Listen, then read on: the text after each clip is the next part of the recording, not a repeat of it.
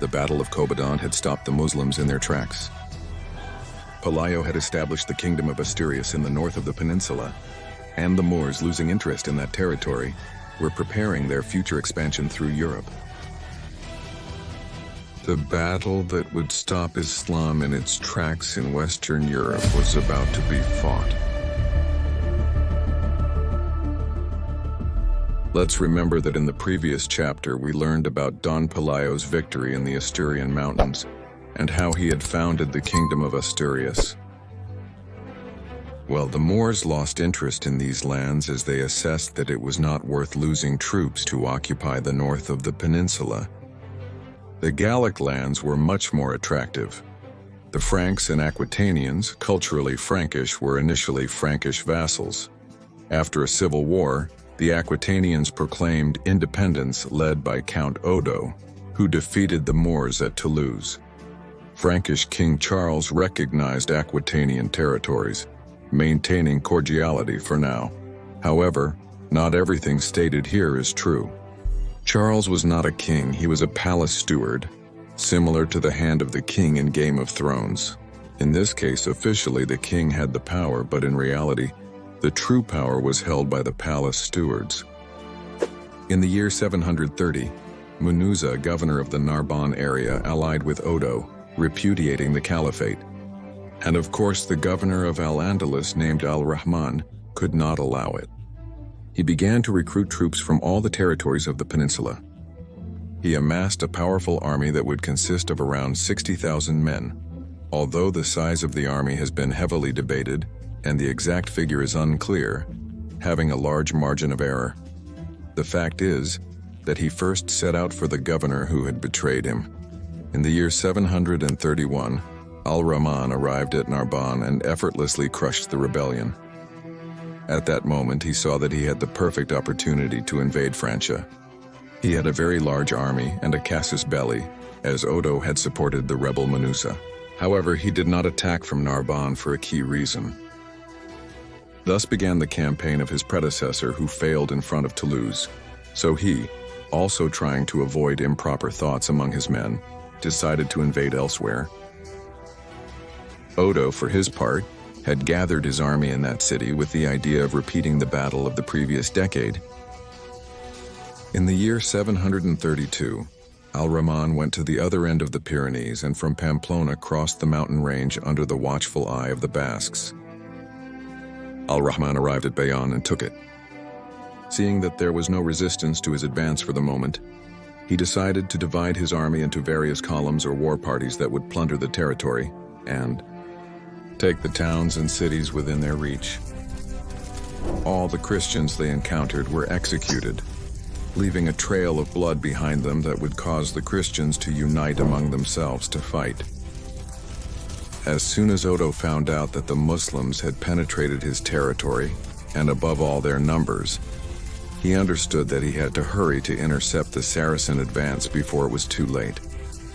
Odo headed to Bordeaux, his capital, with the intention of defeating the Muslims there.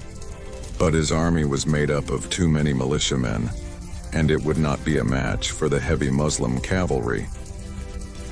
Indeed, he reached Bordeaux, but instead of entering the city and defending it, he formed outside the walls and presented a pitched battle to the Muslims. Al-Rahman didn't think twice and charged against the Aquitanians, crushing them. The Muslims then took the capital and set fire to all the churches they found, in addition to subjecting the population to a ruthless slaughter, probably with the idea that the rest of the cities would fear them and surrender without resistance. Odo had stayed nearby, licking his wounds and gathering the remnants of his army. He decided to fight the Muslims again, but was defeated once more, almost completely losing his army. Odo hastily went north and, much to his dismay, was forced to ask for help from the Frankish kingdom. He went to Paris, and there he had an audience with Charles. He made him see that it was time to stop the Muslims, or Islam would spread like a plague throughout Europe and eliminate Christianity. Charles agreed to help him. After all, if Aquitaine fell, the next target would be himself. However, there was one condition. If the Franks came to his aid, Odo would have to swear fealty to the Franks again and give up his independence. Odo accepted the deal. The Franks set off without wasting time, gathering the army as the columns approached the border with Aquitaine. The initial destination would be Tours. Meanwhile, Al-Rahman continued to loot and take cities in Aquitaine. He reached Poitiers and conquered it, being a stone's throw away from where Charles's army was located. However, the Franks had the advantage of surprise. The Muslims did not know their exact numbers, so they would fight cautiously. Al-Rahman headed north, and in an unexpected move, Charles decided to leave the city and wait for the Muslims at a point on the road. In October of the year 732, both forces met near Tours. However, there was no direct battle. Both armies camped at a prudent distance from each other and decided to wait for the other to make the first move. There are two main reasons. Al-Rahman was not certain how many Frankish troops were in the field, so he preferred to play his cards cautiously. On his part, Charles had hardly any cavalry compared to the Muslim army, which was mostly so. Heavy cavalry. So he also did not want to venture into the open field where, presumably, he would be swept away by the mounted troops. During the next 7 days, there were skirmishes between both sides without a clear winner of these. The general numerical superiority, and particularly in cavalry, on the part of the Muslims, the Franks relied on their experience. Indeed, Charles's troops were a mix of veteran soldiers hardened in dozens of battles and inexperienced militiamen. However, a militiaman who has a veteran by his side becomes fiercer, or at least less cowardly. Finally, both armies decided they had waited long enough and left their respective camps to face each other in open field. The Umayyad troops formed in 2 lines of riders with the idea not to charge all at once, but to perform charge cycles. This consists of sending the cavalry to charge, it impacts against the infantry, and when the momentum of the charge fades and dilutes, it withdraws to rest and recover, while the next wave launches its own charge, thus over and over again. The Frankish infantry, for its part, formed on the edge of a forest on a small hill. Charles's intention was for the Muslim cavalry to tire from galloping uphill, and also have problems charging, as among the trees it would be impossible for the cavalry to launch an orderly and compact frontal charge. In addition, thanks to the trees, the Muslims would not be able to know the size of the Frankish army. To counter the enemy's maneuverability, the Franks formed into a square so that the enemies could not flank them and attack from the rear. And why would Al-Rahman fight under such unfavorable conditions? Because it was October, and the Muslims were not prepared for winter. They had to settle the matter as soon as possible. The battle began. There was no exchange of projectiles. It was a face-to-face battle. The first Muslim line charged at a trot towards the Christian square. At that moment, Charles gave orders to Count Odo. He was to gather his cavalry and surround the battlefield. Odo obeyed. He gathered his men and marched north with them. We'll see what his goal was. The Franks gathered even more, planted their feet on the ground, gripped the shield tightly, and pointed the spears forward.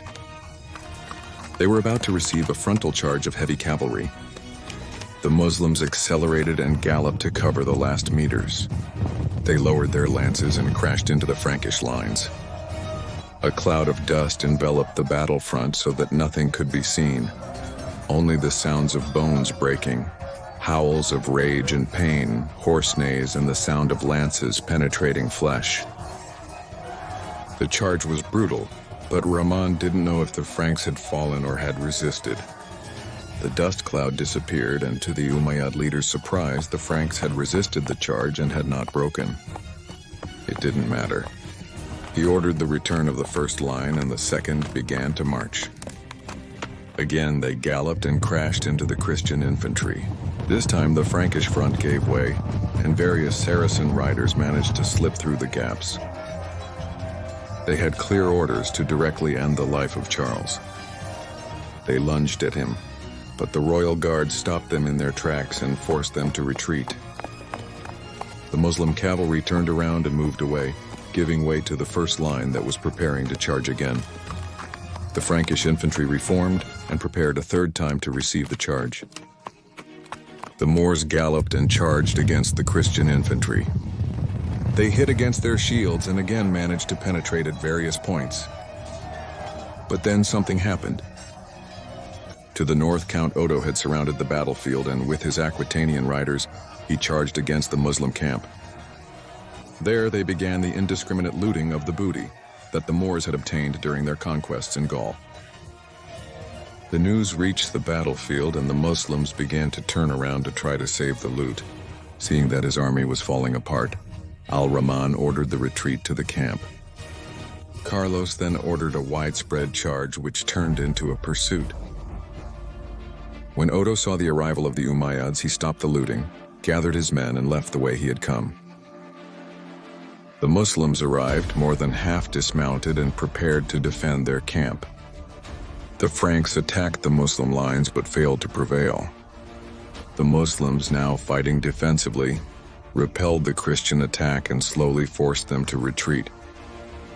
During this skirmish, Al-Rahman was hit by a javelin and died fighting. Charles finally ordered a widespread retreat to his camp as night fell. The Muslims, in the moonlight, grabbed what they could and fled from the battlefield without the Franks realizing. At dawn, Charles did not order the pursuit for fear that it was a mere trick, and the Umayyads were waiting to ambush him. Hours later, Charles withdrew to Paris and ordered Odo to harass the Muslims during their escape. After this battle, Charles received the nickname Martel, which means hammer, referring to the defeat he had inflicted on the Muslims in the field or Battle of Tours or Poitiers. Islam had been stopped again north of the Pyrenees. Christianity, for now, could finally breathe easy.